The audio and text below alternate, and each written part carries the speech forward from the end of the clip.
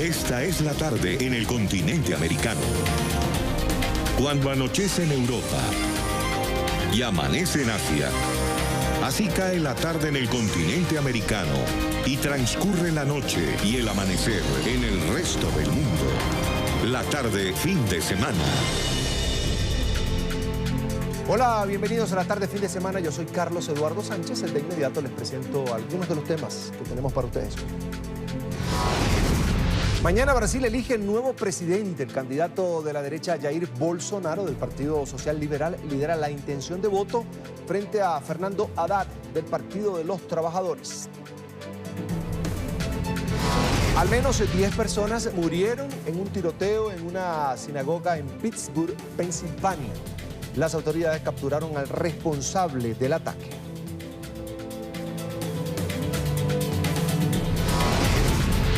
El ELN está en Venezuela.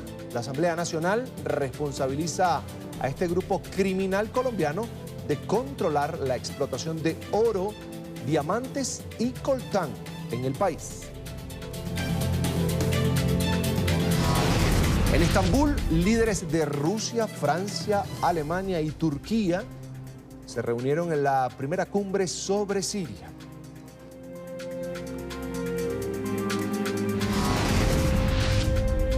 Y en CST, cibercriminales utilizan la plataforma de Instagram para delinquir. Hoy, Shadia Rujana nos cuenta de qué se trata esta denuncia.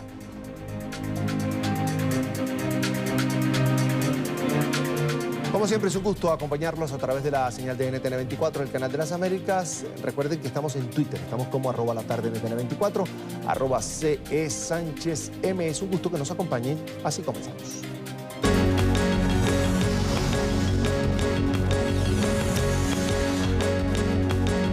Un nuevo hecho de violencia armada sacude y enluta a los Estados Unidos. Un hombre abrió fuego dentro de una sinagoga en la ciudad de Pittsburgh, en Pensilvania. Al menos 10 personas habrían perdido la vida y 12 más resultaron heridas. El sospechoso fue capturado por los policías que atendieron la emergencia.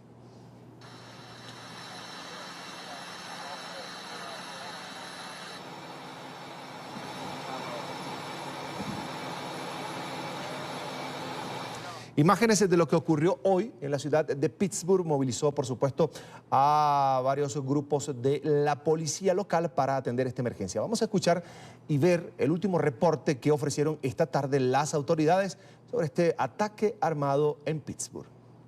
Es la mayor tragedia que hemos tenido aquí el día de hoy. El trabajo de los primeros respondientes ha sido probablemente de mucha prevención para que esto no se convirtiera en una tragedia peor de lo que ya es. Lo que hemos visto es muy malo allá adentro.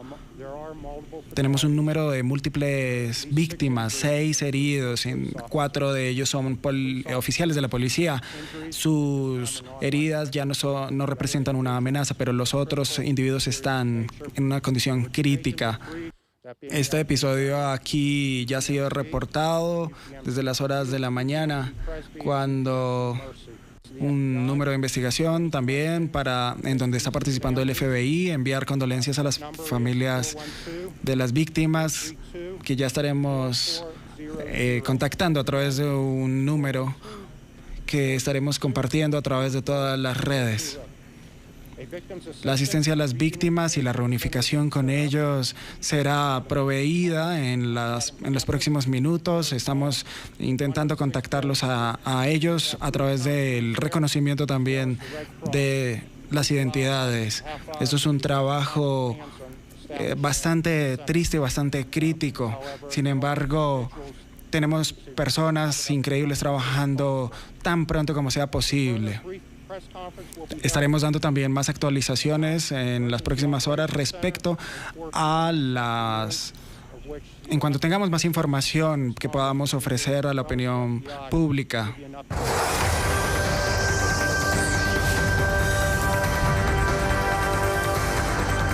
Mañana Brasil elige nuevo presidente. Más de 140 millones de ciudadanos están habilitados para sufragar y definir así al sucesor de Michel Temer, quien tomará posesión del cargo el próximo 1 de enero del año 2019. La segunda vuelta de este domingo pone fin a la que tal vez ha sido la contienda presidencial más polarizada de la historia del país. Más de 147 millones de ciudadanos están convocados a las urnas para esta segunda vuelta presidencial en Brasil. De ellos, 500.257 podrán ejercer su derecho al voto en 99 países. Para esta jornada, el Tribunal Superior Electoral dispuso 93.589 mesas receptoras del sufragio en todo el país. 211 mesas serán habilitadas en el exterior. Jair Bolsonaro y Fernando Haddad son los protagonistas de esta contienda.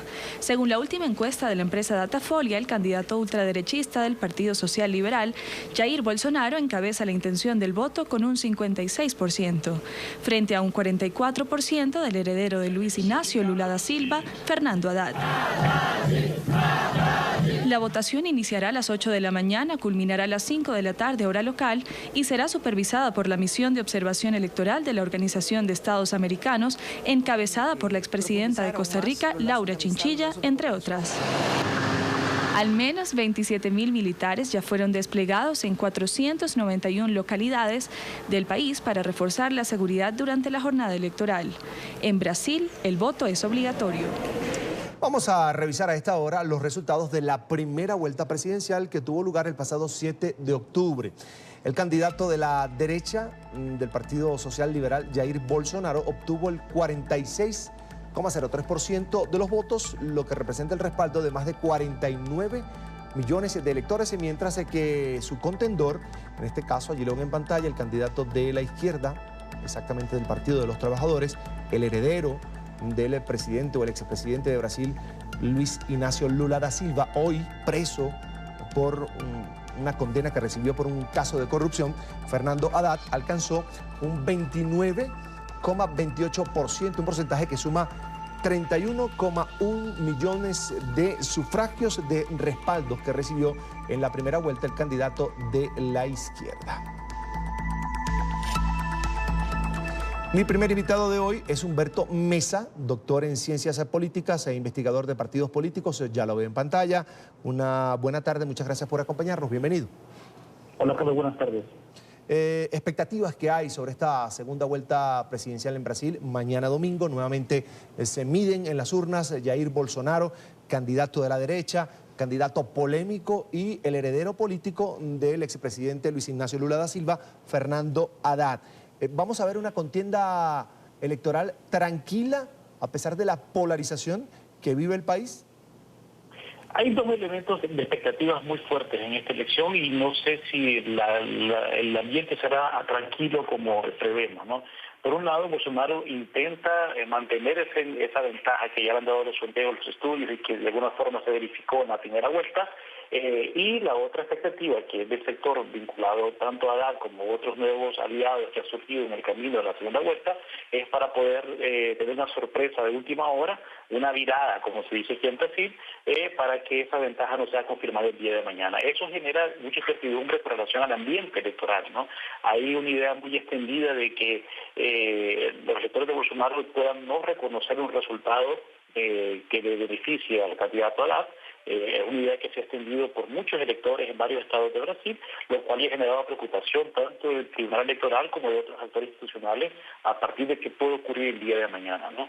Entonces ahí la expectativa está o por parte de Bolsonaro mantener la ventaja o por parte de los electores de Haddad de poder darle una vuelta a toda esta ventaja que se ha tenido y que mañana se pueda dar una sorpresa de última hora. No sabemos realmente cuál puede ser esa solución, pero hasta ahora se mantiene la ventaja de Bolsonaro con el último sondeo, como ustedes dijeron.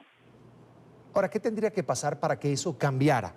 Para que Bolsonaro mañana perdiera ese respaldo que ha ido de alguna manera construyendo, recibiendo, por un lado, por esa sombra de corrupción que está sobre el Partido de los Trabajadores. El líder, quien lideraba incluso la intención de voto de cara a las presidenciales en Brasil, era precisamente Luis Ignacio Lula da Silva, hoy en prisión.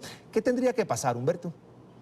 Bueno, hay un 13% de indecisos, ¿no? Y es un buen sector de gente que probablemente votó no en Bolsonaro, sino en los otros candidatos que estuvieron en la primera vuelta, que hoy no están dispuestos a votar ni por Haddad, por ese histórico de corrupción que habías hablado y todos los casos del PT, pero menos por Bolsonaro por lo que representa en términos en fin, de retroceso democrático y de un autoritarismo latente que estaría a partir de su candidatura, ¿no?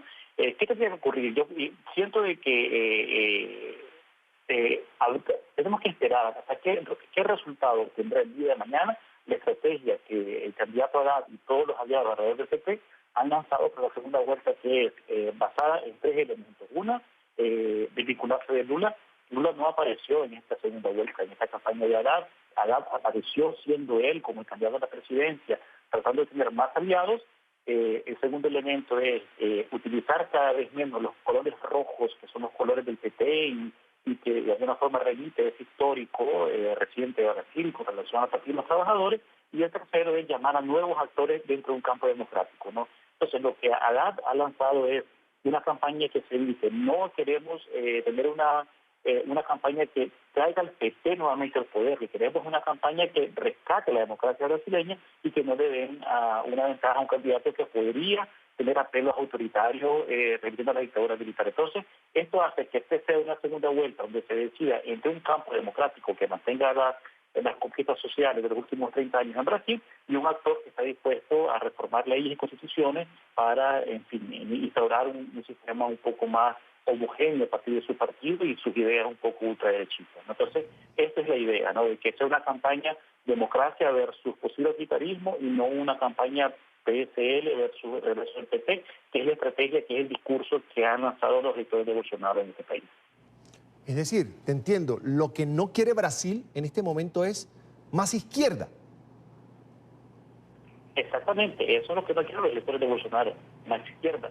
Pero al mismo tiempo lo que te dicen los electores que no son de Bolsonaro es que no, el punto no es si más izquierda o derecha, el punto es o democracia o autoritarismo. Y eso lo dijo, por ejemplo, el expresidente Cardoso. Han surgido en los últimos 4 días varios actores que no son para nada electores del PT, ¿ya? Y desde el expresidente Cardoso, el juez Joaquín Barbosa, que el día de hoy emitió su apoyo a Haddad, varios actores, artistas y el youtuber más influyente de este país, así como periódicos o algunos periodistas de la Folha de Sao Paulo, de O Globo, una importante articulista de Globo News también.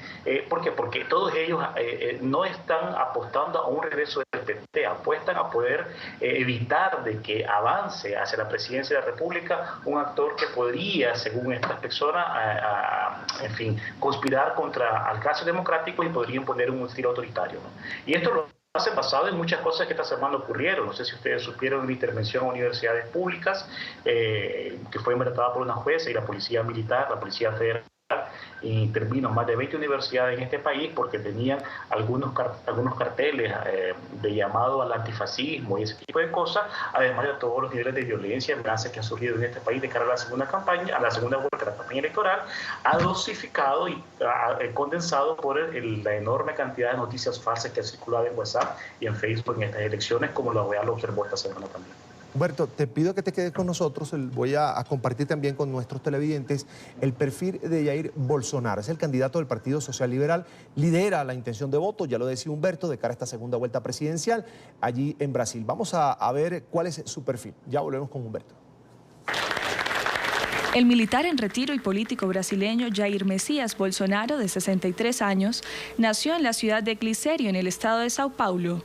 Estudió en la Escuela Preparatoria de Cadetes del Ejército, ubicada en Campinas, y años más tarde ingresó a la prestigiosa Academia Militar Agujas Negras. En 1983 alcanzó el grado de capitán en la Brigada de Infantería de Paracaidistas del Ejército, donde se destacó por su rendimiento físico y por su liderazgo entre las tropas. Fue reconocido en los años 80 por haber liderado la Operación Callejón Sin Salida, un plan que tenía como objetivo detonar bombas en varias unidades de la Academia Militar y en otros cuarteles en caso de que las exigencias del aumento del salario fueran rechazadas. La carrera política de Bolsonaro empezó como concejal en Río de Janeiro entre 1989 y 1991. Luego fue elegido diputado federal por el Partido Progresistas, cumplió su 7º mandato en la Cámara de Diputados de Brasil y en el año 2018 se presenta como candidato a la presidencia representando al Partido Social Liberal. Bolsonaro capta toda la atención tanto en su país como en el extranjero, pues asume posiciones nacionalistas y conservadoras. Tanto que hablan de la violencia contra la mujer, ¿qué prefieres llevar en el bolso? ¿La ley del feminicidio o una pistola? Al hijo al que se le empieza a ver así medio gay hay que darle una tunda para que cambie. Así como ha atacado a la comunidad LGBTI, también ha defendido la dictadura militar de 1964. Por estas y otras posiciones sobre temas cruciales, es considerado un peligroso ultraderechista. Actualmente lidera las encuestas de cara a la segunda vuelta presidencial con un 54% de la intención de voto. Humberto, en las calles de Brasil, vuelvo con Humberto Mesa, doctor en Ciencias Políticas, nuestro primer invitado de hoy aquí en la tarde de fin de semana. Quería preguntarte, en las calles de Brasil se está dando la discusión cuando quien está disputando la presidencia de Brasil es un hombre con estas características que acabamos de escuchar, un hombre nacionalista, ultraconservador. ¿Esa discusión se está dando en las calles, en el seno de la familia, tal vez en las universidades? Completamente. Y la discusión que se da pautada por dos elementos. Los electores de Bolsonaro no, de alguna forma relativizan todo ese peligro que ustedes dijeron hasta hace un momento y todo el mundo ha hablado de un presidente que emule la dictadura militar, ¿no? ¿Y qué te dicen, por ejemplo? Bueno, que no van la constitución que Brasil tiene no permite que se dé una dictadura nacional y que no volveremos Brasil no volverá a ese lamentable histórico de los años 60 y 70, y de hecho lo que se requiere es un presidente que tenga mano dura con relación a temas como corrupción, a temas de la seguridad, y que pueda poner orden a algunos avances democráticos, bueno, civiles, ¿no? De muchos sectores civiles como la comunidad gay, el tema de género que ha sido muy fuerte aquí, y que se puedan utilizar todos los temas de violencia hacia las mujeres. Por el otro lado, el otro debate que hacen los electores de Haddad es de que todos estos elementos de retroceso sobre conquistas civiles de las mujeres, de la comunidad gay, de los indígenas, de la comunidad negra, etcétera, solamente aspirarían o apuntarían hacia un retroceso democrático, porque es un país que le ha costado 30 años avanzar hacia una universalización de los derechos sociales y que Bolsonaro de alguna forma atentaría contra esos avances. Entonces, ¿qué hacen estos actores? Es intentar revertir ese clima. En los últimos 3 días, por ejemplo, en muchas calles de ciudades brasileñas importantes como Sao Paulo, Río de Janeiro, Salvador de Bahía, Recife, etcétera, se han instalado en muchas calles diversos actores de las universidades, investigadores, artistas, cantantes, etcétera, colocar una pequeña silla en una avenida y comenzar a conversar con la gente que es indecisa o la gente que vota por Bolsonaro. La idea es revertir en cuerpo a cuerpo esa decisión electoral para que mañana pues haya mayores votos sobre Haddad, bajo el argumento de lo que se quiere es conquistar esos avances democráticos y evitar que Bolsonaro llegue al poder. Entonces, el discurso de los electores de Haddad no es tanto si se discute izquierda y derecha, es poder recuperar un campo democrático que evite que Bolsonaro llegue al poder con ese discurso que ha manejado en esta segunda vuelta y además una campaña que ha sido totalmente ausente de debate electoral. Como ustedes deben saber, Bolsonaro no tuvo ningún debate con Haddad de cara a esta segunda vuelta, por ejemplo, que se próximo mañana. Ahora, Humberto, vamos a hablar de Fernando Haddad. Es el representante del Partido de los Trabajadores. Es un dirigente de izquierda, heredero político del expresidente de Brasil, Luis Ignacio Lula da Silva. Haddad es catalogado como un visionario urbano. Este es su perfil. Fernando Haddad nació el 25 de enero de 1962 en Sao Paulo, Brasil. Es integrante de una familia de inmigrantes libaneses cristianos ortodoxos con quienes compartió gran parte de su vida. De su etapa estudiantil se sabe muy poco. Estuvo un año como visitante en la Universidad de McGill en Montreal, Canadá. Fue allí donde entendió la importancia de la educación y se interesó por el razonamiento del hombre. Desde muy joven lo sedujo la ideología de Karl Marx. De allí nace su pasión por la lectura y la escritura. Ha escrito 5 libros, entre ellos El sistema soviético y su decadencia, En defensa del socialismo y Desorganizando el consenso economista. Haddad fue un empedernido entusiasta de la educación. Se especializó en Derecho Civil e hizo una maestría en Economía. Luego un doctorado en Filosofía en la Universidad de Sao Paulo, donde también fue profesor de Teoría Política Contemporánea. Pero el presidente de la República no puede todo. Una de las cosas que él no puede es imponer valores cualesquiera que sean. Él tiene que crear las condiciones para que la sociedad discuta, se apruebe, se desarrolle y abrace los mejores valores y principios para que podamos avanzar. Goza de un matrimonio con Ana Estela Haddad, su novia desde que estudiaban en el colegio. Tuvieron 2 hijos, Federico Haddad y Ana Carolina Haddad. Fernando se ha caracterizado por ser un hombre que se interesa por los derechos de los demás. Fue ministro de Educación entre 2005 y 2012 y alcalde de Sao Paulo de 2013 a 2016. Creo que las instituciones deben reaccionar porque no fue solo el Supremo amenazado. La prensa también está siendo amenazada. Un candidato que habla que quiere un país sin un determinado vehículo de comunicación, sin Folha de Sao Paulo en el caso, ya es un paso más allá de las amenazas que los periodistas vienen sufriendo en Brasil. El representante del Partido de los Trabajadores ha recibido aplausos desde el exterior. La prensa lo cataloga como un visionario urbano. Actualmente se debate la presidencia de Brasil en segunda vuelta. Tengo un anuncio que hacer para todos ustedes. El domingo vamos a ganar las elecciones.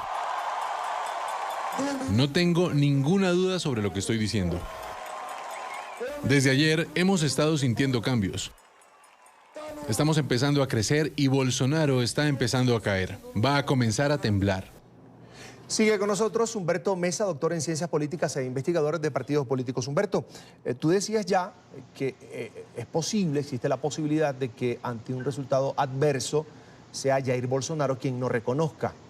Hablemos de cómo está la autoridad electoral de Brasil en el imaginario, en el pensamiento de los brasileños. ¿Sí creen los brasileños en la transparencia, la imparcialidad que debe llevar todo organismo electoral en cualquier parte del mundo? Hablamos del caso Brasil para una segunda vuelta presidencial, donde ya el candidato que aspira quedarse en el poder, volver al poder, en este caso con la izquierda, con el Partido de los Trabajadores, es precisamente Fernando Haddad. Ahora te pregunto, ¿la gente sí respeta la transparencia y el comportamiento que ha tenido hasta ahora el organismo electoral en Brasil? Yo percibo, infelizmente, que hay una división de los brasileños con relación a ese respeto a la autoridad electoral. Brasil ha sido un país que siempre ha respetado sus instituciones, desde el gobierno de Fernando Cardoso, pasando por los 2 gobiernos de Lula y la presidenta Dilma, pero ahora con estas elecciones, muchos electores de Bolsonaro, todos los sectores que apoyan a Bolsonaro, han colocado en duda la credibilidad de este tribunal electoral por 2 razones. Una, no confían en la urna electrónica. Como ustedes saben, Brasil es uno de los pocos países del mundo que tiene un voto electrónico, no es por papeleta. Y otra razón es y hay una demanda muy fuerte para volver al voto de papel, que es una demanda que hizo Bolsonaro en su momento y mucha gente estaba apoyándolo.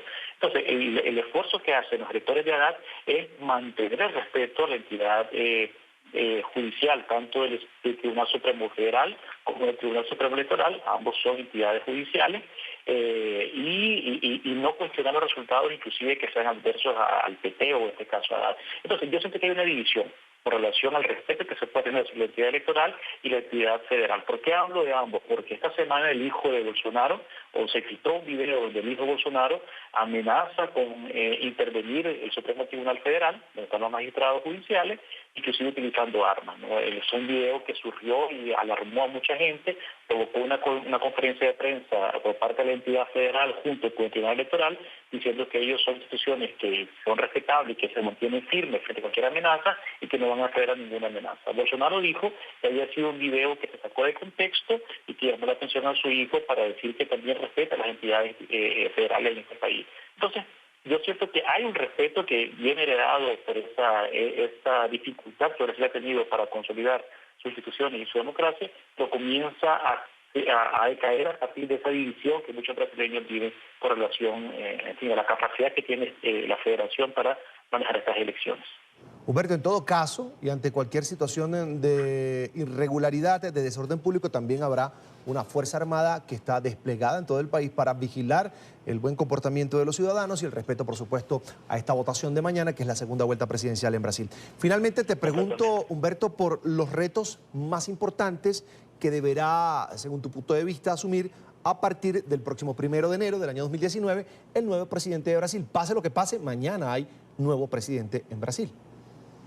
Exactamente, llevará un presidente electo y los temas pendientes que tienen en el Estado brasileño tienen que ser retomados. Yo creo que hay 4 o 5 temas que son fundamentales y que corresponderá al nuevo presidente, sea quien sea electo mañana, ¿no?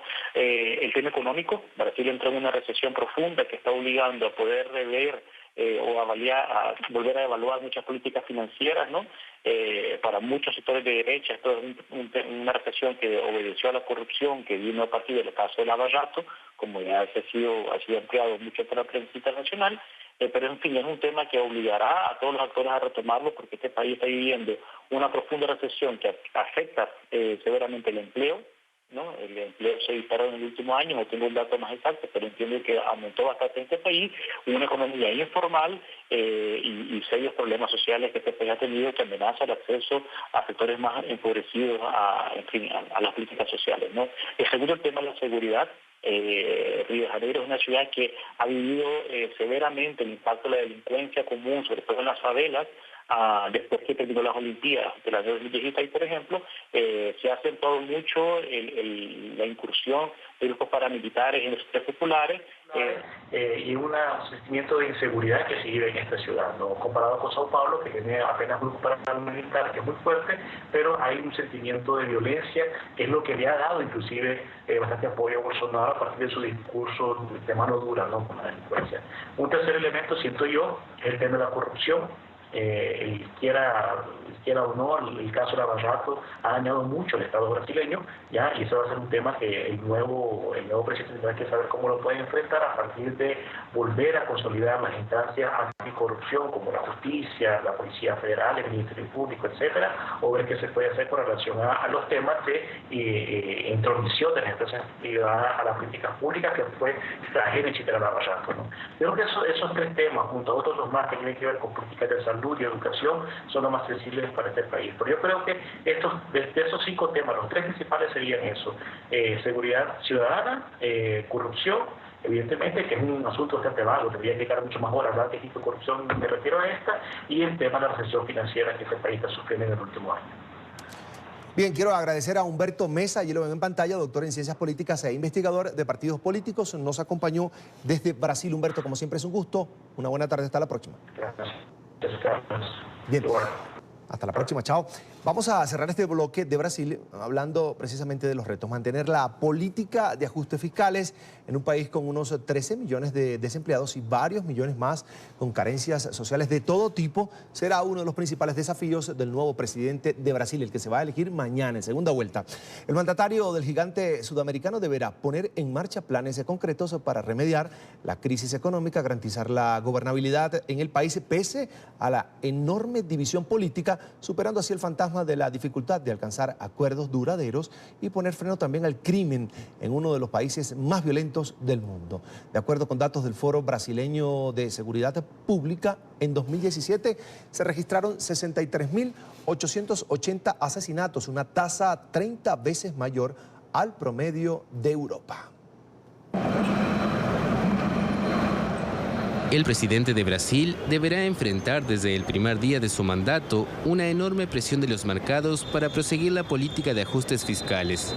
Según un informe del Banco Mundial presentado a los candidatos, el país enfrenta 3 desafíos principales: su gran desequilibrio fiscal, la falta de crecimiento sostenible de su productividad y la dificultad creciente del Estado para ofrecer servicios básicos.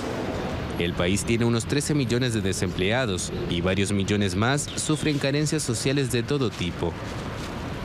Brasil tiene una parte de la población que todavía vive en el siglo XIX y otra que ya está en el siglo XXI. No podemos olvidarnos de los que viven en el siglo XIX porque esa es buena parte de nuestra población.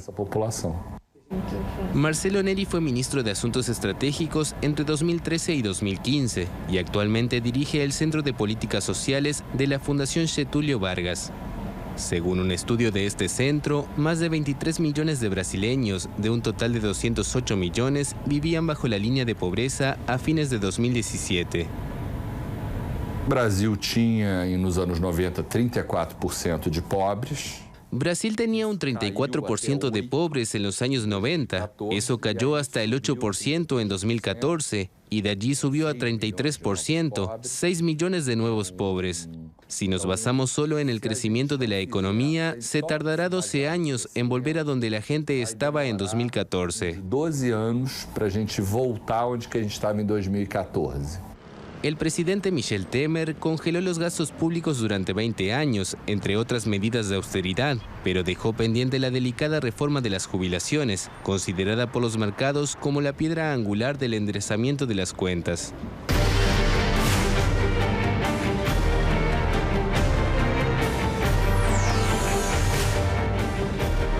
Se cumplen 2 semanas de la travesía de la caravana migrante que busca llegar a los Estados Unidos en medio de las difíciles condiciones y a pesar de que México presentó un plan de ayuda a estos indocumentados, decenas de caminantes avanzan hacia la frontera sur de la Unión Norteamericana.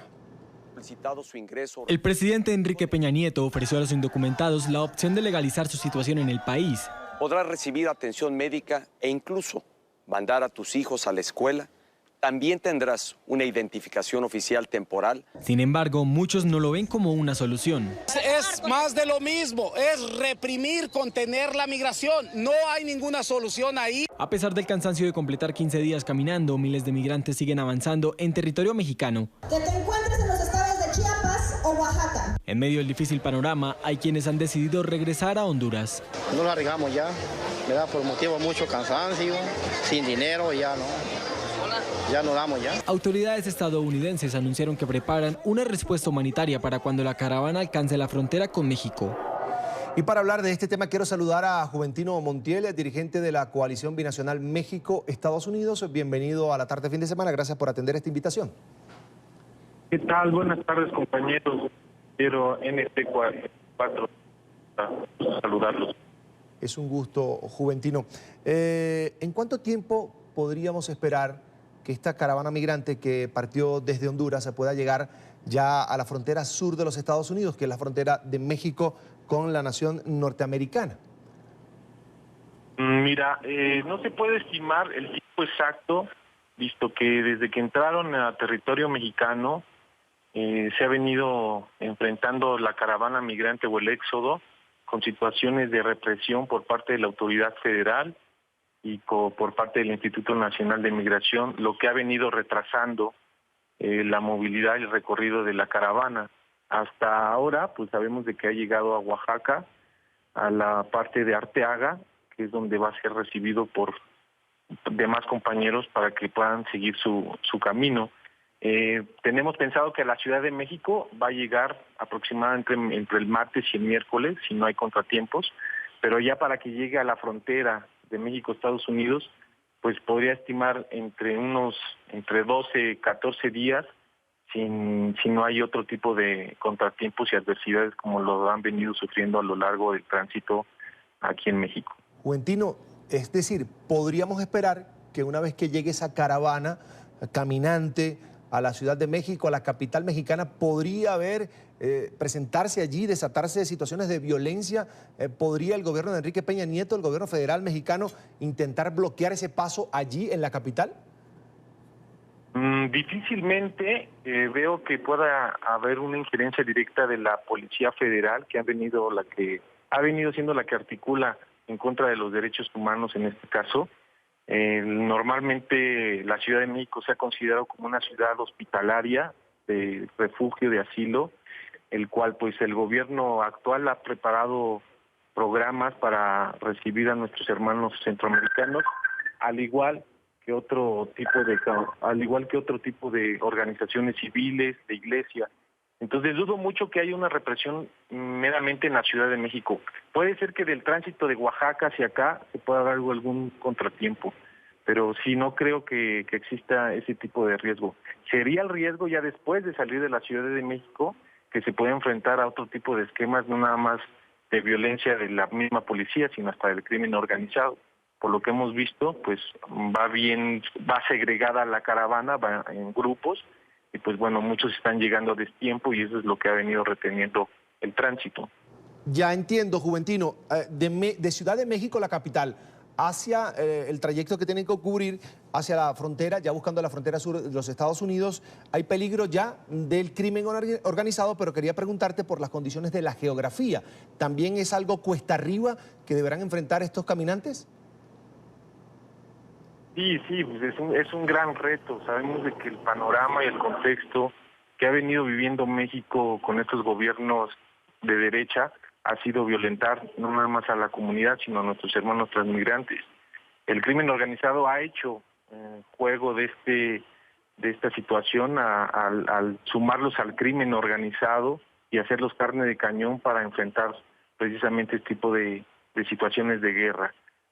Yo estimo que las rutas que se vayan a tomar sean las más pacíficas, que la misma población esté ahí apoyando a la caravana, pero sobre todo que no exista hostigamiento, ¿no? Que es lo que se ha venido dando. Parece como si fuera un grupo de criminales, de delincuentes. Nosotros como migrantes también en Estados Unidos sabemos de que el apoyo y la solidaridad es vital. Así es que yo espero que no se dé ningún conato de violencia y que si va a seguir la caravana, que siga, y si no, aquí en la Ciudad de México también se les va a considerar para su resguardo, cuidado y acompañamiento, sobre todo. Ha dicho, Juventino, el gobierno del presidente Donald Trump, el propio presidente Donald Trump, que quienes intenten ingresar de manera ilegal al territorio de los Estados Unidos va a recibir todo el peso de la ley. Es decir, podrían ser detenidos y luego deportados y quedan allí con esa reseña que no les permitiría, en este caso por la vía legal, volver a tratar de ingresar a Estados Unidos. Quería preguntarte si en el trayecto que están recorriendo ahora mismo, organizaciones que de alguna manera respaldan, apoyan a los migrantes, han tratado de brindarles asesoría antes de llegar a ese destino, el crítico, el destino rojo que yo llamo, que es la frontera, donde ya deben exponer su situación ante la autoridad migratoria de los Estados Unidos. Sí, aquí tanto asociaciones civiles como miembros de la comunidad, iglesia, han estado abocándose a obtener al menos el documento que le permite a nuestros hermanos estar su estancia legal aquí. Cuando lleguen a la frontera, como hemos sabido y hemos conocido el discurso racista y xenófobo de Donald Trump que ha venido encabezando desde la precampaña, ha utilizado como pretexto la movilidad humana para utilizarlo como moneda de cambio con compleja relación bilateral México-Estados Unidos para tocar temas tanto de la militarización del muro, del Tratado de Libre Comercio. Entonces, la amenaza está latente porque Donald Trump, sabemos muy bien que más allá de que sea un presidente, pues es empresario, no tiene la visión ni la sensibilidad de un estadista. Entonces, para él es muy fácil mandar 800 guardias a la frontera para intimidar que puedan entrar a Estados Unidos, cuando sabemos que el flujo migratorio ha sido permanente, siempre ha existido, no se va a detener, y que ahora criminaliza precisamente agrupaciones o el éxodo migrante que viene partiendo desde, pues ya no son familias, ya son comunidades enteras, ya son pueblos enteros. Entonces para él es muy fácil empezar a tocar el tema de esta forma, porque en noviembre próximo son las elecciones. Entonces para él y su grupo de como republicanos, pues se le hace muy adecuado estar utilizando este discurso para ganar posicionamiento, y pues bueno, lamentablemente en este contexto pues el éxodo lo toma como una amenaza y pues inclusive ordenen al gobierno mexicano que detenga esa caravana, porque si no tendría costos también, al menos en la relación bilateral. Nosotros sabemos de que estamos en una crisis humanitaria, que los derechos humanos, al menos en la región, es un tema muy pendiente, pero sobre todo nos flagela y nos lastima mucho que van familias enteras, van niños no acompañados, van personas que no deben de ser criminalizadas por la situación económica ni nada, ni por la situación de la extranjería, sino dejan de ver otro tema que son los derechos humanos, que prácticamente la región está tensa, ¿no? Precisamente por esta relación complicada entre México y Estados Unidos. Bien, quiero agradecer a Juventino Montiel, dirigente de la Coalición Binacional México-Estados Unidos, por compartir con nosotros estos minutos aquí en la tarde fin de semana de NTN 24. Una feliz tarde. Gracias. No, a ustedes. Un saludo a tu auditorio y que todo salga bien. Suerte. Hasta la próxima. Y desde El Salvador, migrantes alistan una nueva caravana. Más de 200 personas se estarían preparando para partir el próximo 31 de octubre hacia los Estados Unidos, de acuerdo con un funcionario consultado por la agencia de noticias Reuters. El Departamento de Seguridad Nacional solicitó al Ejército de la Unión Americana desplegar 800 soldados a la frontera para asistirlos en temas de infraestructura y logística ante la nueva movilización. Recordemos que esta semana también el tema estuvo sobre la mesa y rondando los medios de comunicación estadounidenses, el hecho de que el presidente de los Estados Unidos habría pues evaluado la posibilidad de militarizar la frontera con México ante la llegada masiva de estas caravanas migrantes provenientes de Centroamérica. Y el presidente de los Estados Unidos, Donald Trump, anunció esta semana que recortará de manera sustancial la ayuda económica a Guatemala, Honduras y El Salvador. Esto es Centroamérica. La medida fue tomada luego de que el mandatario acusara a estos países de no frenar la caravana de migrantes que ahora mismo, de la que venimos hablando, marcha rumbo a la frontera sur de los Estados Unidos. Según datos del Departamento de Estado de los Estados Unidos, este 2018 el gobierno ha entregado más de 193 millones de dólares en asistencia a estos tres países centroamericanos, 84 para Guatemala, 58 millones de dólares para Honduras y otros 51 millones para El Salvador. Tiempo de la primera pausa y al volver, el colectivo Reporteras en Guardia creó el sitio web Matar a Nadie para conmemorar el legado de más de 166 colegas periodistas asesinados en México. Y más adelante, preocupación por el posicionamiento del ELN en Venezuela.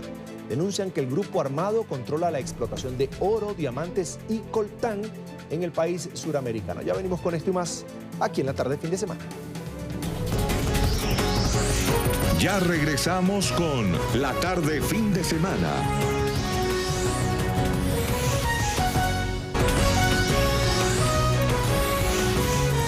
Continuamos con la tarde fin de semana.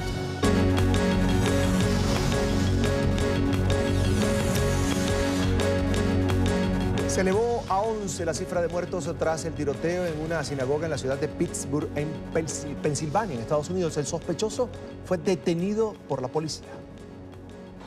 Sobre las 10 de la mañana, hora local, las autoridades de Pittsburgh fueron alertadas por testigos sobre un tirador activo en la congregación Árbol de Vida. Agentes fuertemente armados llegaron a la zona y evacuaron rápidamente a quienes se encontraban en los alrededores de la sinagoga. Varias unidades de defensa acordonaron el área del incidente. Según medios locales, un grupo de personas estaba dentro del edificio al momento del ataque. En medio de la atención por la emergencia, un vocero de la policía informó que había varias víctimas mortales. Escuchen, no voy a responder ninguna pregunta. Este es un corto mensaje a la comunidad. Hace un poco tiempo fuimos informados sobre un tirador activo en la sinagoga Árbol de Vida. Justo ahora podemos confirmar múltiples bajas. Estamos trabajando en la situación y es imperativo que los vecinos en la comunidad a los alrededores de la sinagoga permanezcan en sus hogares y se refugien allí. No salgan de sus casas por ahora, no es seguro. Las autoridades confirmaron la detención del presunto agresor. También se informó que al menos 3 oficiales resultaron gravemente heridos durante la operación. La identidad del sospechoso, así como los motivos que lo habrían llevado a ejecutar el tiroteo, por ahora son desconocidos. Y el presidente Donald Trump condenó el tiroteo en Pittsburgh. Aseguró que cualquier acto de violencia en contra de las comunidades judías residentes establecidas en los Estados Unidos es intolerable. Como ustedes saben, a primeras horas del día de hoy hubo un horrible tiroteo dirigido en contra de judíos estadounidenses, donde se perdieron vidas en Pittsburgh, Pensilvania. El atacante está en custodia y las autoridades federales han despachado todo un operativo y están conduciendo una investigación federal. Esto fue un acto de un ataque masivo que es totalmente difícil de creer, despreciable, y es algo en que básicamente es inimaginable Una nación en el mundo que está impactada por esta maldad rechaza totalmente este acto y tienen que pensar que esto en realidad es increíble que pase en estos tiempos. Se nota que no hemos aprendido del pasado. Nuestras mentes no pueden comprender la crueldad y las mentes retorcidas que han causado este gran dolor, que liberaron en contra de esta terrible violencia, en contra de estas personas que estaban en medio de una ceremonia muy especial, en medio de un tiempo de adoración, en su santo día, el Shabbat. El antisemitismo y la persecución representa una de las cosas más feas y oscuras en la historia de la humanidad. Este pensamiento envenenado antisemita tiene que ser condenado en donde quiera que sea que aparezca. No puede haber ningún tipo de tolerancia en contra de este antisemitismo en Estados Unidos, contra las libertades religiosas, tampoco en el mundo. Vamos a cambiar de tema. Matar a Nadie es el memorial web creado por el colectivo Reporteras en Guardia en honor a centenares de periodistas asesinados en México. Este portal rinde homenaje a los 166 comunicadores y reporteros gráficos que han muerto en los últimos 18 años por hacer su trabajo, por cumplir con su deber.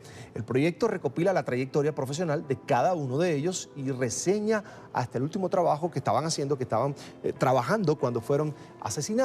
Con esta iniciativa buscan evidenciar la impunidad de los casos y hacer además un llamado a la justicia mexicana a que responda. Además, las creadoras manifiestan que es una forma de luchar contra el olvido en el país.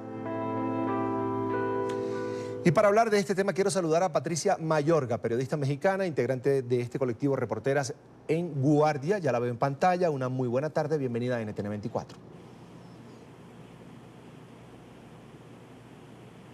Patricia, ¿me escuchas? Sí, apenas te escucho. Buenas tardes. Una buena tarde. Gracias por atender esta invitación, por supuesto, aquí en NTN 24. Patricia, ¿sentían o sienten ustedes que el crimen contra periodistas, la muerte de comunicadores, de colegas periodistas, son casos que estarían quedando impunes, que estarían pasando por debajo de la mesa en el accionar, en el radar de la justicia mexicana? Por eso habíamos querido invitarte hoy aquí a la tarde fin de semana de NTN 24. Nos causa curiosidad, nos llama la atención que hayan acudido a este tipo de actividades, de homenajes, para que el tema de por qué y en qué condiciones murieron nuestros colegas en México, pues haciendo su trabajo, pues haya quedado en el olvido por parte de las autoridades. Un tema que Patricia Mayorga, junto a este colectivo de mujeres, que son periodistas mexicanas, se llaman Reporteras en Guardia, han querido rescatar, han querido poner sobre la mesa para que los casos no queden impunes y, por supuesto, la familia, tanto la familia periodística como la familia profesional, como la familia ya de sangre de estas personas, puedan recibir algún tipo de respuesta de las autoridades mexicanas.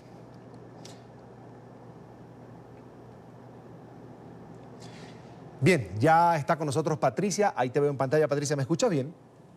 Sí, ya, se escucha perfecto. Patricia, ¿sintieron o sienten ustedes que los casos de las circunstancias de cómo han muerto los periodistas en México, estos 166 comunicadores y reporteros gráficos, son casos que están pasando por debajo de la mesa, que la justicia mexicana no les está dando la importancia que tienen al tratarse primero de seres humanos y, por supuesto, de comunicadores sociales? Sí, claro, o sea, el nivel de impunidad o el índice de impunidad, que es de 99.8% de acuerdo con diversas organizaciones de defensoras de periodistas, pues te da la respuesta, ¿no? Es más del 99.8% de impunidad en todos los casos, ya por sí solo habla, ¿no? El número. Entonces, por supuesto, sentimos una gran indiferencia por parte de las autoridades y una gran frustración, porque esto es un problema que crece, que no le damos un fin o una solución, que nos preocupa que sigue pasando, ¿no? Y el gremio periodístico, el gremio de la comunicación social, ¿se ha unido a ustedes en este reclamo que hacen de manera general a las autoridades y, por supuesto, a la justicia? Sí, en todo, a lo largo de todo el país hay manifestaciones cotidianas exigiendo justicia por cada caso, ¿no? Por cada caso de los compañeros y cada vez más es como la unión de las voces para pedir justicia por cada uno, ¿no? Porque pues no son muertes que nos han unido, hay casos que no pueden permanecer diferentes porque no es, obviamente duele igual la muerte de un periodista que de cualquier persona, somos personas, pero preocupa porque está dando un mensaje muy grave de todo lo que no se quiere que se sepa, ¿no? De una insistencia permanente por ocultar las cosas, la realidad del país y obviamente a través de los periodistas, que somos generalmente pues, difundimos las situaciones incómodas a diferentes poderes fácticos o a autoridades. Patricia, ¿cómo han recibido tanto las autoridades, el gobierno, los políticos y por supuesto la justicia este tipo de homenajes? Sentimos que hay oídos sordos. O sea, cuando hay casos tan emblemáticos, por ejemplo, como el de Javier Valdés, como el de Miroslava Breach, como el de Regina, como que son corresponsales nacionales de algún medio nacional hoy, y que tienen como mayor trascendencia si salen a prometer, a prometer y a comprometerse a poner mayores medidas. Así ha surgido por ejemplo, el mecanismo de defensa de periodistas y defensores por la exigencia ciudadana. Han surgido otra serie de medidas y de iniciativas legislativas, pero pues no pasa nada, ¿no? O sea, la realidad es igual. Parece ser que estamos ante gobiernos sordos en los estados y obviamente en la federación. Aquí tengo, según información que me pone producción del programa, Patricia, que ustedes lograron recopilar la trayectoria profesional de cada uno de estos periodistas, de estos fotógrafos, reporteros gráficos que han fallecido, incluso hasta el último trabajo que estaban realizando para reseñarlo. Eso me lleva a pensar en que han tenido, por supuesto, una relación directa, mucho acercamiento con sus familias. ¿Cómo están esas familias? ¿Tienen miedo, por ejemplo, quienes murieron? Se presume que murieron, en este caso, a manos del crimen organizado. ¿Tienen miedo después de haber perdido a este familiar? Son los casos muy variados, ¿no? Los móviles son 2 a 3 niños que son muy variados, porque si no hay como ni siquiera un proceso abierto en la mayoría de los casos, pues es difícil conocer por qué los han matado, ¿no? Por qué los están matando, pero sí hay familias que están muy decididas a decir la verdad, a buscar justicia, pero sí hemos encontrado familias con mucho miedo, incluso del mismo gremio en algunas regiones municipales o de las más alejadas que no quieren decir nada, ¿no? Que quieren hacer como que pues ya, no, pasó y que tienen si hablan o que pues pueda pasar algo más grave, ¿no? Que hay zonas que son como puntos negros y focos rojos, obviamente, que no nos permiten. Bien, quiero agradecer a Patricia Mayorga, periodista mexicana, integrante de Reporteras en Guardia. Gracias por compartir con nosotros estos minutos aquí en la tarde, fin de semana. Hasta la próxima.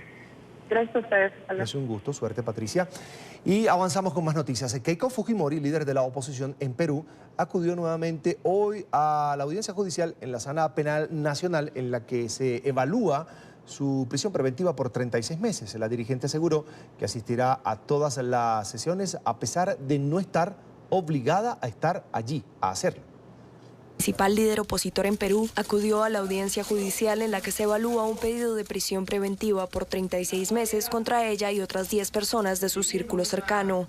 A pesar de que los cargos contra ella por un presunto lavado de activos ya fueron tratados durante los 2 primeros días de audiencia, Fujimori aseguró que seguirá asistiendo a las sesiones a pesar de que no esté obligada. La presidenta del partido fujimorista Fuerza Popular afirmó que el congresista de su partido, Rolando Reátegui, que la delató, ha dicho mentiras que deben ser corroboradas. Como recordemos, hace 10 días atrás se tomó una medida de detención preliminar por los dichos de un testigo sin haber sido corroborados. Y por otro lado, quiero señalar una mentira más del fiscal Domingo Pérez, donde señala que yo habría regresado de viaje con el señor Silva. Afirmación que ha hecho sin haberme siquiera preguntado. Y esto es una violación al debido proceso. Fujimori pide además al juez Richard Concepción Carhuancho, quien debe decidir si ella y los otros 10 investigados pasan a prisión preventiva, que respete la presunción de inocencia y el debido proceso. Fuerza Popular ocultó presuntamente grandes cantidades de dinero de posible origen ilícito, con una contabilidad ficticia en la que se simularon múltiples donaciones de personas particulares para las elecciones presidenciales de 2011. Seguimos en Perú. Un incendio en la capital, en Lima, consumió durante la madrugada un edificio histórico situado en la Plaza San Martín. El centro antiguo fue declarado como Patrimonio de la Humanidad en el año 1992. Un incendio destruyó en la madrugada de este sábado un centenario edificio del casco histórico de Lima, situado en la Plaza San Martín, la segunda de mayor importancia del centro antiguo de la capital peruana, declarado como Patrimonio de la Humanidad desde 1991. El edificio Giacoletti, construido en 1913 por los hermanos italianos Masperi, fue consumido por las llamas que aparentemente se iniciaron en una de las pollerías que albergaba actualmente en su planta baja y que después se extendieron a las habitaciones del hotel situado en las plantas superiores. La emergencia convocó a alrededor de un centenar de bomberos que, pese al esfuerzo mantenido durante toda la noche, solo pudieron salvar parte de las fachadas de estilo Art Nouveau, cuyo derrumbe parcial hace peligrar la estabilidad de toda la estructura.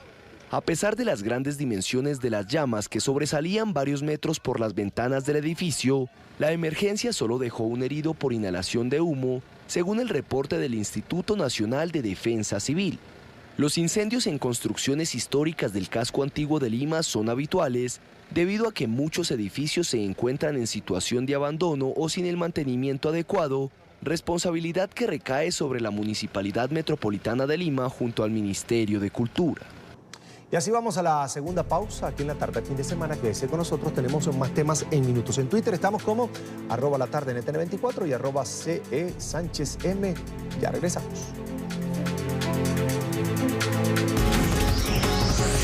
Ya regresamos con La Tarde, fin de semana.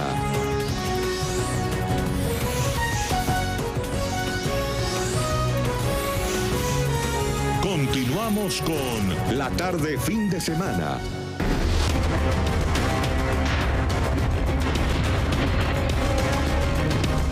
La circulación vial en Caracas, la capital venezolana, ha disminuido considerablemente. Llegar a cualquier destino ya no resulta tan complicado como solía ser años atrás, cuando trasladarse en un trayecto de pocos kilómetros se tomaba varias horas debido al intenso tráfico.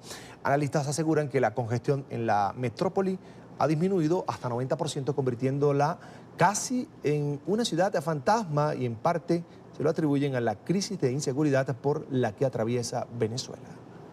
Por ejemplo, ir al centro, tú te gastabas hasta una hora y media.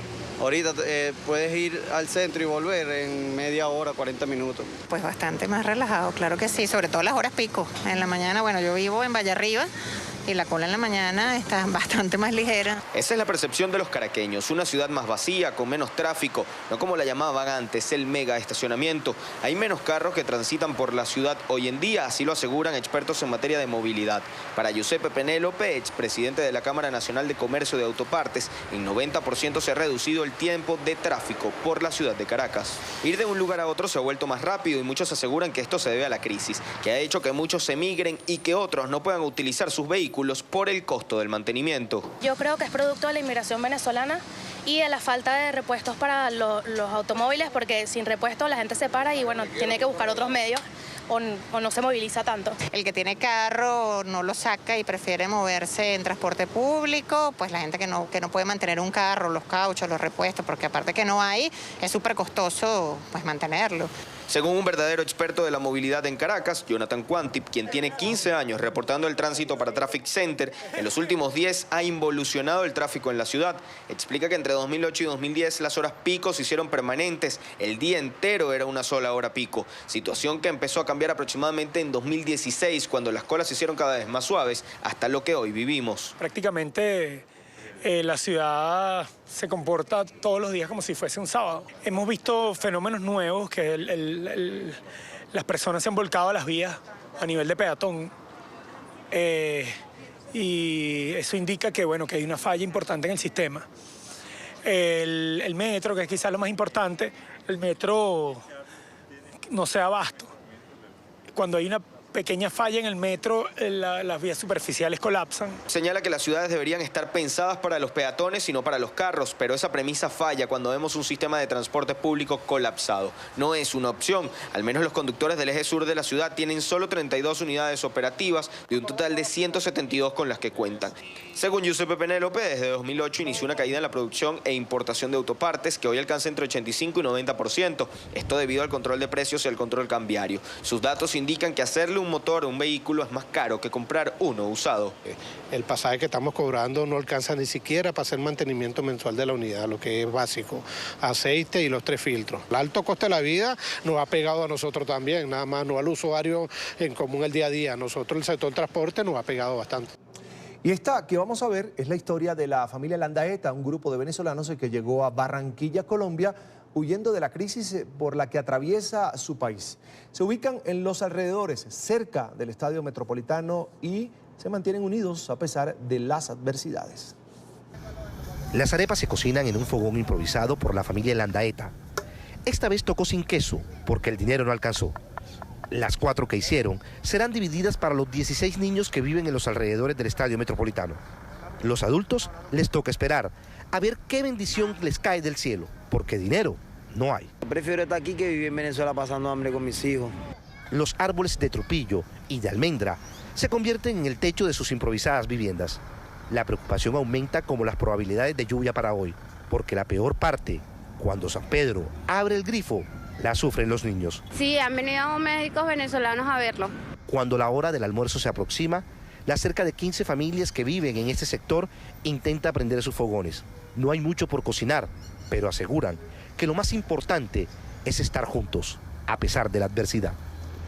Y 8 venezolanos que intentaban cruzar el río Táchira en la frontera colombo-venezolana fallecieron, según el diputado de la Asamblea Nacional de Venezuela, Franklin Duarte. Las muertes se dieron mientras los ciudadanos intentaban huir del país para ingresar a territorio colombiano en busca de alimentos, medicinas y una mejor calidad de vida. Según el parlamentario, los venezolanos que salen de forma irregular no cuentan con sus documentos en regla y esa es su única alternativa. La crisis humanitaria venezolana ha hecho que más de 2,5 millones de habitantes abandonen el país en los últimos 4 años, de acuerdo con cifras de la Organización Internacional de las Migraciones y la Oficina del Alto Comisionado para los Derechos Humanos de Naciones Unidas.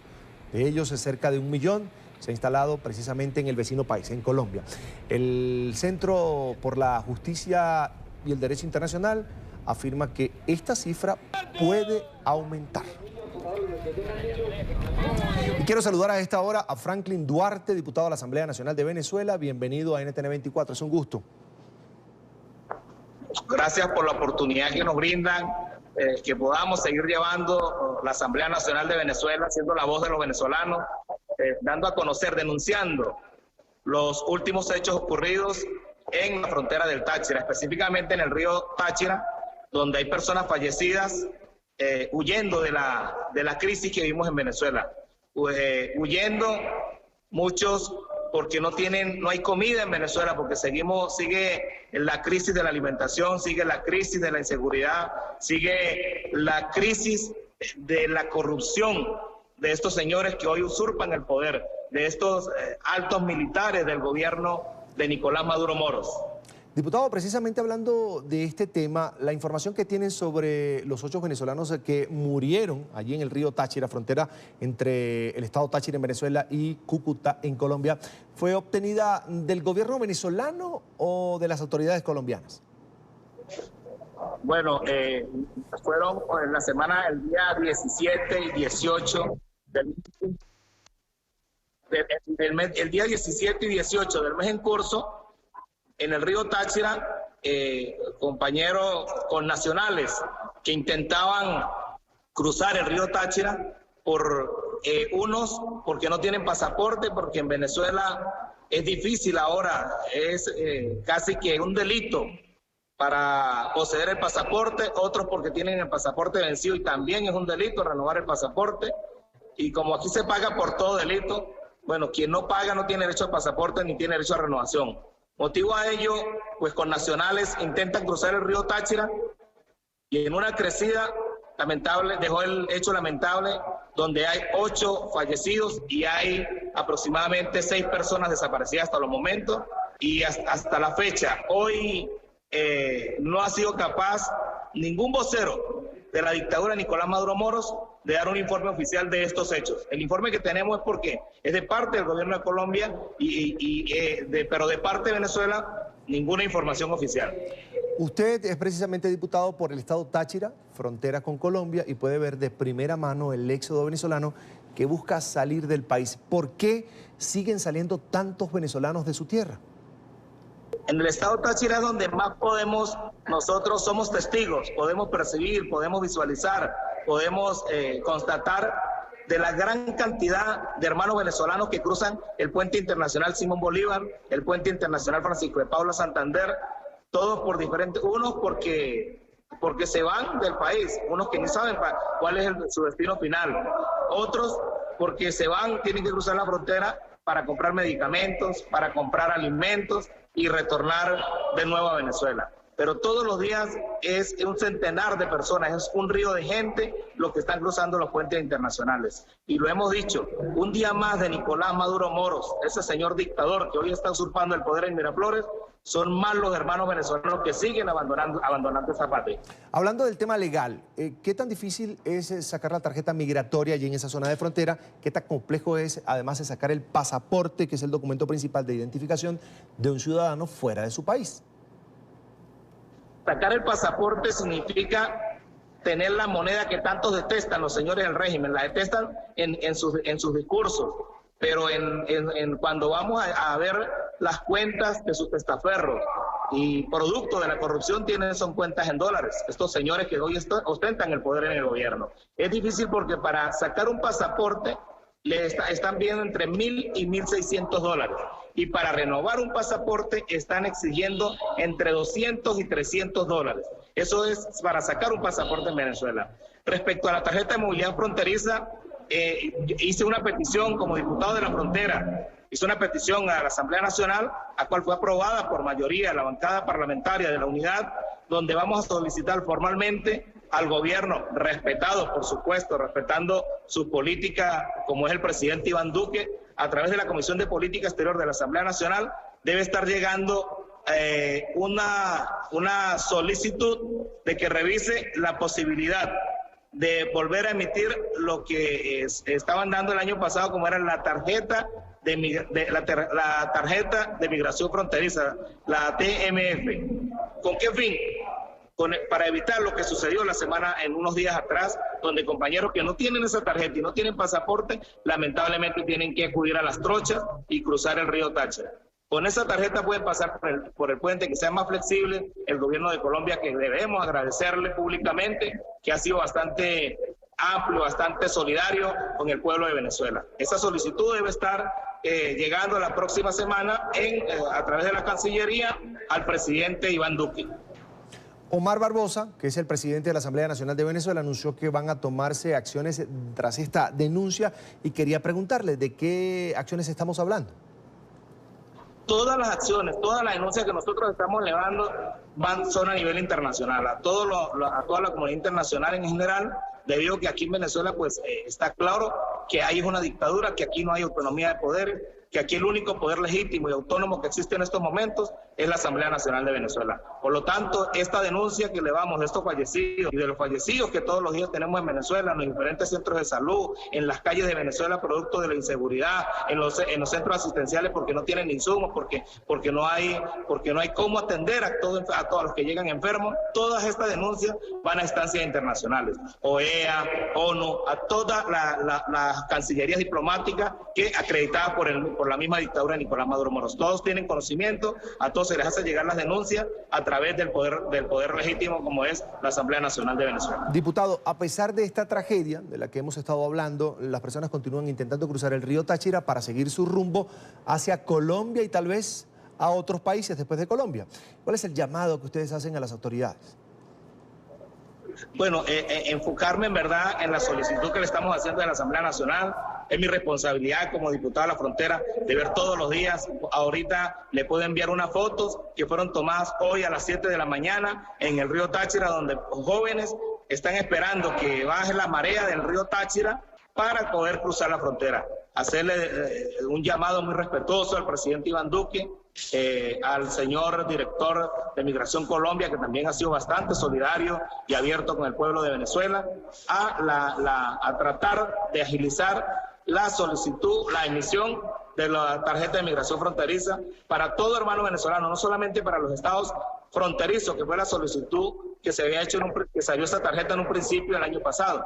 Ahorita que esa tarjeta la pueda sacar cualquier hermano venezolano en cualquier estado del país, a través de, como ellos lo digan, que exijan los recaudos, que tengan que exigir, pero que sea viable para nosotros los venezolanos poder adquirir esa tarjeta y pasar a comprar los alimentos y los medicamentos, porque prácticamente esa tarjeta, ese fue el fin, sacar esa tarjeta a quienes van y vienen por los puentes internacionales, que compran alimentos, que compran medicamentos. Es Franklin Duarte, diputado a la Asamblea Nacional de Venezuela, a quien le agradecemos que haya compartido con nosotros estos minutos aquí en la tarde, fin de semana de NTN 24. Diputado, hasta la próxima. Gracias, buenas tardes, gracias por la oportunidad, por permitir que siga Venezuela en el tope de la comunidad internacional. Seguimos hablando de Venezuela. La Asamblea Nacional denunció esta semana el posicionamiento de la guerrilla colombiana del ELN en el país y además responsabilizó a este grupo ilegal de controlar la explotación de oro, diamantes y coltán, esto en el estado Bolívar. El diputado Américo de Gracia denunció durante una sesión del Parlamento que el grupo guerrillero colombiano está procesando además cocaína, cobrando vacunas, extorsionando y secuestrando dentro del territorio venezolano. También agregó que el régimen de Nicolás Maduro protege a este grupo armado y por lo tanto se niega a reconocer públicamente la presencia del mismo en territorio de Venezuela. El Parlamento decidió abrir una investigación profunda sobre esta denuncia, sobre este caso, sobre la posibilidad de que el ELN esté allí operando en territorio venezolano, exactamente en el estado Bolívar. Y para ahondar en este tema quiero saludar a Américo de Gracia, diputado a la Asamblea Nacional de Venezuela. Un gusto saludarlo como siempre, diputado. Gracias por atender esta llamada. Muchas gracias a NTN 24 y por supuesto a ti, Carlos Eduardo. Diputado, ¿qué pruebas se tienen de la presencia y además operación que tendría de manera ilegal el ELN en territorio venezolano, exactamente en el área minera de Venezuela, en el estado Bolívar? Sí, las pruebas son el testimonio de los vecinos, de los mineros que han estado reportando la presencia del ELN desde el 23 de noviembre del año 2017 en San José de Anacoco, que eso es en la frontera con Guyana, no tiene nada que ver con la frontera colombiana. Estamos hablando de más de 1.600 kilómetros de la frontera con Colombia. La más cercana queda a 1.600 kilómetros. San Martín de Turumbán, Anacoco, Bochinche, Tumeremo. Justamente hoy en este momento, se reporta un enfrentamiento nuevamente en el municipio Sifonte, en el estado Bolívar, en Tumeremo, de manera concreta, desde las 5 de la mañana, y ya los cuerpos de seguridad reportan la muerte supuestamente en el enfrentamiento de 5 antisociales que se supone son a quienes están enfrentando el ELN. El ELN está ubicado en Tumeremo para controlar las minas de oro, como controlan las minas de San Vicente de Paúl en el municipio cedeño del estado Bolívar, que son las minas de diamante, como controlan las minas de Parguasa al sur de Caicara, al Orinoco, también en el municipio cedeño, y eso sí queda a escasos metros o kilómetros. Hay que cruzar solamente el río Orinoco para llegar a Puerto Páez, Puerto Carreño, de modo que Puerto Páez es el lado nuestro. De modo que nosotros estamos enfrentando una situación absolutamente novedosa. La presencia del ELN en el estado Bolívar, en Venezuela, en Guayana de manera específica, en Tumeremo de manera concreta, porque es la zona donde habito, donde vivo, donde fui electo diputado por el estado Bolívar para representar a esa región en el Parlamento Nacional, hoy está bajo el signo de la violencia. Han habido ya 42 masacres, en las últimas ha participado el ELN, y esto sí representa para nosotros una tremenda novedad y una terrible noticia. O O sea, el hecho de que el ELN esté funcionando y que el gobierno los ampare con el silencio, con la complicidad y con la anuencia de los cuerpos de seguridad venezolanos. Eso es lo que le quería preguntar también, diputado de Gracia. Normalmente esa zona era una zona de disputa incluso a nivel del partido de gobierno, una disputa política a nivel de la gobernación también del Estado Bolívar, porque era la zona donde se explotaban los minerales más importantes del país. Y quería preguntarle la respuesta no del gobierno local ni regional, sino la respuesta que ha tenido ante esa denuncia que se ventiló ya en el Parlamento venezolano, en la Asamblea Nacional en Caracas, la respuesta que ha tenido el gobierno de Nicolás Maduro desde la capital.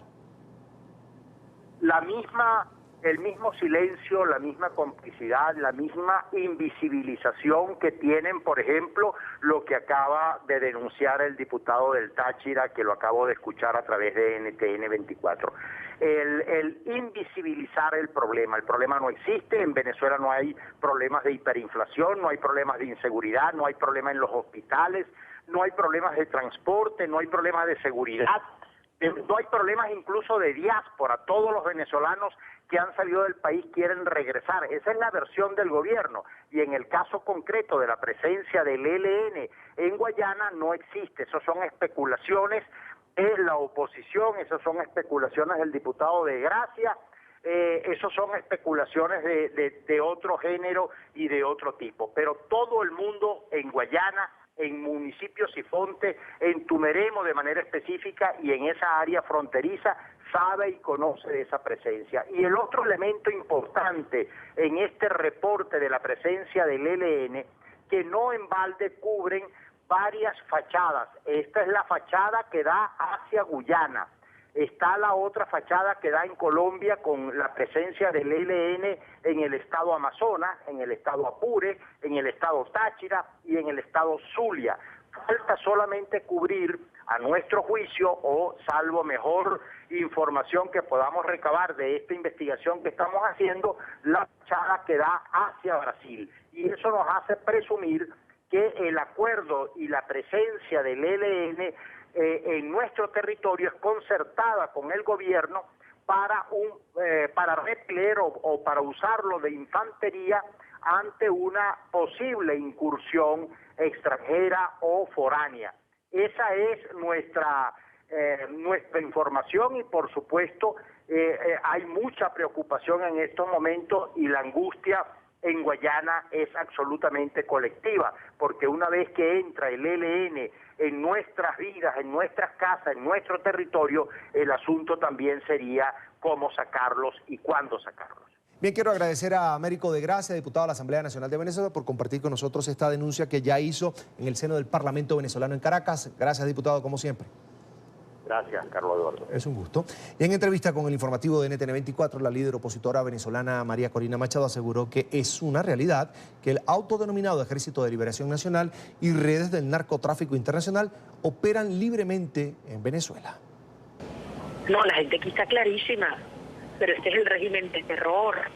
Por eso yo tenía que venir para acá. Mucha gente me decía que cómo se me ocurría venir a esta zona, que era tan peligrosa. Y digo, precisamente por eso, para que los venezolanos sepan que somos su voz, que no están solos. Estuve en el estado Sucre primero, donde están las redes del narcotráfico. Y precisamente en esas zonas donde ni siquiera entra el ejército, ahí tenemos que estar presentes para que Venezuela sepa que no estamos solos y que vamos a avanzar, vamos a recuperar la soberanía, pero sobre todo vamos a recuperar la libertad, la democracia y la prosperidad y a reunificar a la familia venezolana.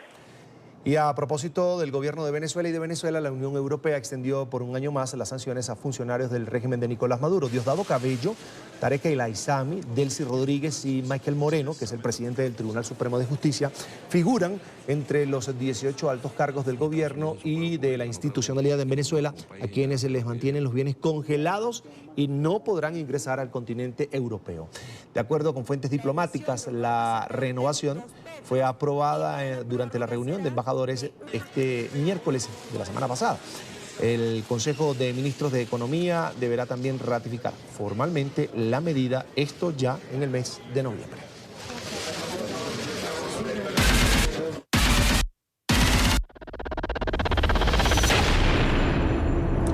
Vamos a cambiar de tema. Al menos 2 estudiantes universitarias en Nicaragua habrían sido víctimas de abortos en las cárceles del país. Organizaciones defensoras de derechos humanos denuncian que habrían sido torturadas. Nuestra cadena aliada La Voz de América conoció el testimonio de una de estas jóvenes. Para poder movilizarse, Elsa Valle se auxilia de su madre. Ella afirma que la fractura en el tobillo izquierdo la sufrió mientras estaba en prisión. Este estudiante de 19 años, quien participó en manifestaciones contra el gobierno de Nicaragua, asegura que fue torturada por miembros de la Policía Nacional. Me pegaban en la cabeza, burlándose, pero me pegaban duro los varones y las mujeres. Cuando me sacaban de la celda, me aventaban, y yo caí obviamente porque me aventaban con agresión. Las torturas psicológicas me decían que me iban a violar. Valle relató a La Voz de América que producto de los golpes en su cuerpo y la falta de atención médica, sufrió un aborto mientras estuvo en prisión. Aunque las autoridades gubernamentales negaron su estado de gestación, cuando salió de la cárcel su médico le practicó un ultrasonido y le informó sobre la pérdida de su bebé. 12 días seguidos pasé en hemorragia. Para estar calma tenía que estar sentada en el baño, sentada y con la cabeza para abajo, pensando y llorando del dolor, y solo escuchaba como el chorro de sangre y las pelotas que tiraba. Abortaste, dice, sin darte cuenta. Y dale gracias a Dios que estás viva, me dice. Y dale gracias a Dios que viniste a tiempo para ver si en verdad va a poder volver a tener un bebé, dice. Organizaciones que defienden los derechos de las mujeres han recibido denuncias de casos de aborto en los penales, entre ellos el de Elsa Valle. Sin embargo, los abusos a las mujeres van más allá de las agresiones físicas, asegura la socióloga y feminista María Teresa Blandón. Hemos conocido, por ejemplo, de mujeres que han sido violadas por paramilitares y también por policías. Hemos conocido de mujeres, sobre todo mujeres jóvenes, que han sido manoseadas, que han sido obligadas a desnudarse, obligadas a hacer sentadilla absolutamente sin ninguna razón, solo como una forma de humillación. Organizaciones de derechos humanos han recibido denuncias de graves violaciones en las cárceles del país. Sin embargo, funcionarios del gobierno como el concejal sandinista Absalón Pastora desestiman estos informes y aseguran que instituciones como la Comisión Interamericana de Derechos Humanos son instrumentos políticos del gobierno de Estados Unidos. La Comisión Interamericana de los Derechos Humanos tiene su sede en Washington, recibe el financiamiento de Washington. Aquí la Comisión Interamericana de Derechos Humanos ha hecho un tremendo daño. Vamos a una nueva pausa aquí en La Tarde Fin de Semana en Twitter, @LaTardeNTN24 y @CESánchezM. Ya volvemos con más. Ya regresamos con La Tarde Fin de Semana.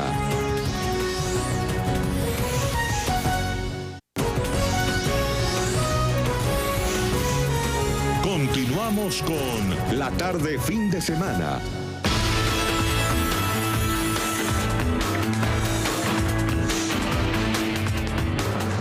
Revisamos a esta hora otras noticias del mundo hoy y comenzamos en Estambul, donde líderes de Rusia, Alemania, Francia y Turquía se reunieron en la denominada Primera Cumbre sobre Siria.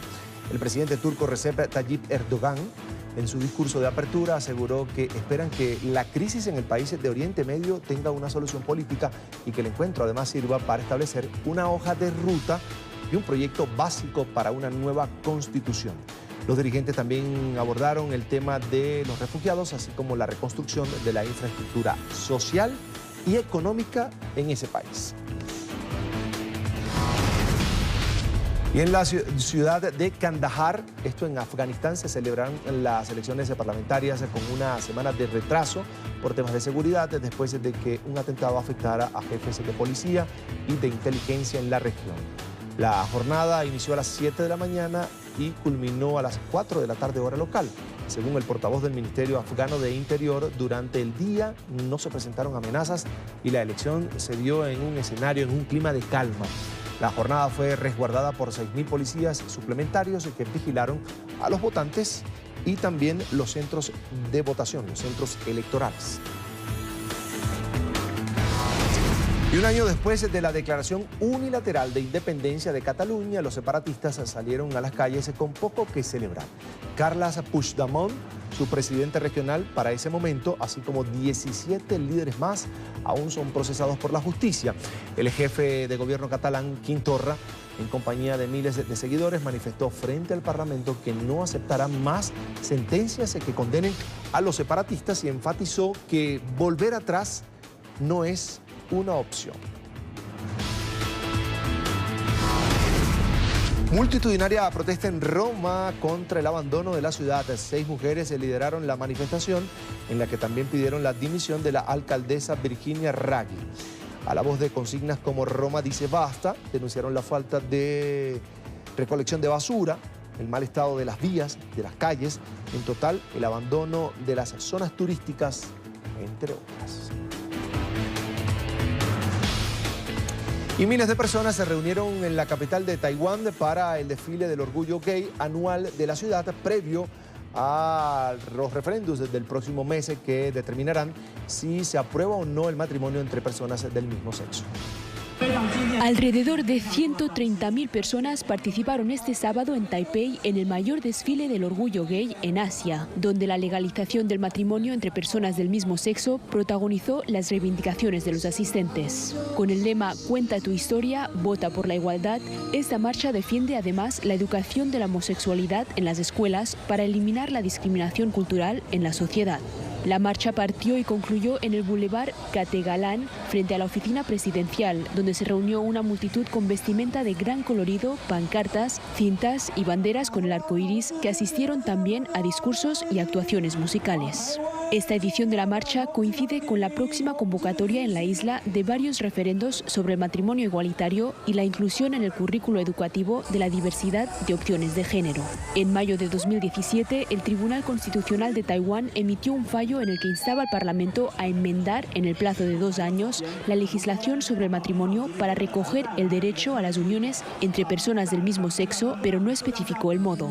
El Parlamento taiwanés deberá decidir antes de mayo de 2019 el modo en que va a aprobar las uniones del mismo sexo, y los resultados de los referendos sobre el tema son muy importantes porque impondrán límites al legislativo.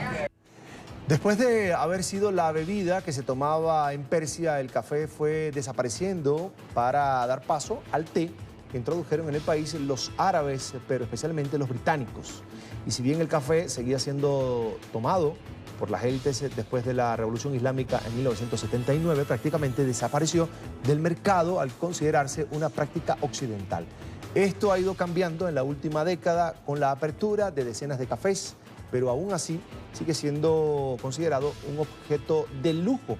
Algunos empresarios intentan popularizar esta bebida, pero las sanciones económicas impuestas por Estados Unidos y que terminarán por entrar en vigor este 4 de noviembre hace que la promoción del café sea aún más difícil. Catalina Gómez Ángel desde Irán nos envió el siguiente informe.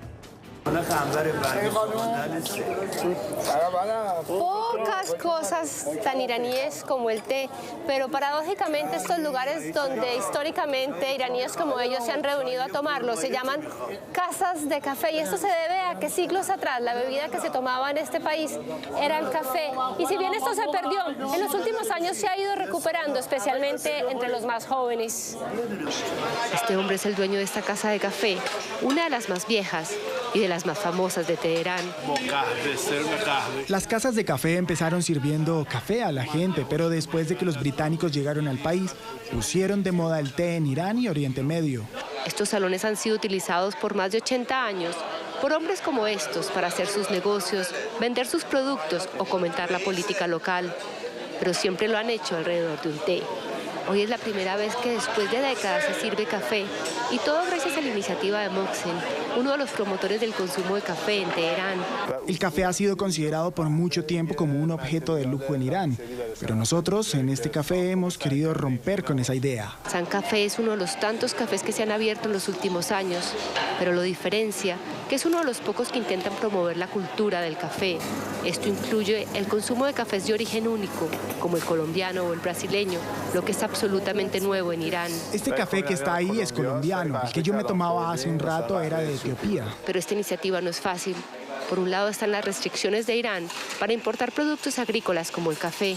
A esto se suman las nuevas sanciones económicas que Estados Unidos ha impuesto sobre Irán y que hacen aún mucho más difícil la importación del café. Muchas de las compañías americanas no están trabajando más con nosotros y algunas de las europeas nos han enviado correos donde aseguran que necesitan detener la cooperación mientras se clarifica la situación, lo que hace que nuestro trabajo sea más difícil. No en todos los lugares se cuida el café como en este lugar, sin embargo, no cabe duda que esta es una cultura que ha crecido rápidamente en los últimos años. ¿Qué le impide crecer más? El precio, pero los expertos dicen que están trabajando en ello. Este ha sido un informe de Catalina Gómez Ángel para NTN 24 desde Teherán. Llegamos así a la última pausa aquí en la tarde fin de semana. Quédese con nosotros, tenemos más en la parte final.